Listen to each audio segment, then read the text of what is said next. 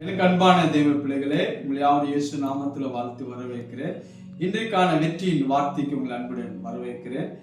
இந்த வசனம் மார்க் எழுதின சுவிசேஷம் 1ஆம் அதிகாரம் 40வது வசனம் சொல்கிறது, அப்போது குஷ்டரோகி ஒருவன் அவரிடத்தில் வந்து அவருக்கு முன்பாக முழங்கால் படியிட்டு, உமக்கு சித்தமானால் என்னை சுத்தமாகும், உம்மால் ஆகும் என்று வேண்டிக் கொண்டான். இயேசு மனதுருகி கையை நீட்டி அவனை தொட்டு, எனக்கு சித்தம் உண்டு, சுத்தமாகு என்றார். அன்பான தெய்வ பிள்ளைகளே, இயேசு அவனிடத்துல அவருக்கு சொன்னார், எனக்கு சித்தம் உண்டு, சுத்தமாகு. இயேசு அவனை மனதுருகி கையை நீட்டி அவனை தொட்டு அருமையான ஒரு வார்த்தை சொன்னார், எனக்கு சித்தம் உண்டு, நீ சுத்தமாக என்று.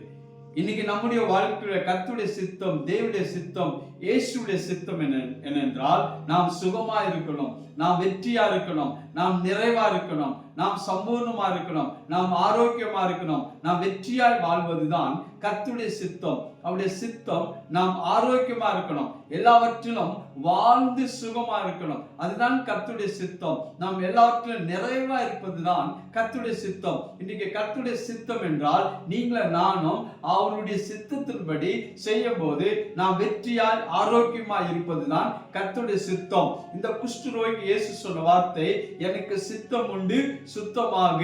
இன்னைக்கு நமக்கு எந்த பிரச்சனை இருந்தாலும் அவருடைய சித்தம் நீங்கள் சுகமா இருக்க வேண்டும், அவருடைய சித்தம் நீங்கள் நன்றா இருக்க வேண்டும், அவருடைய சித்தம் நீங்கள் எல்லாவற்றிலும் வாழ்ந்து செழித்து இருக்க வேண்டும், ஆசீர்வாதமா இருக்க வேண்டும், அதுதான் தேவனுடைய சித்தம். பிரியமான தேவ பிள்ளைகளே, கர்த்தர் உங்களை சுகமா இருக்க விரும்புகிறார். கர்த்தர் தாமே உங்களை ஆசீர்வதிப்பாராக.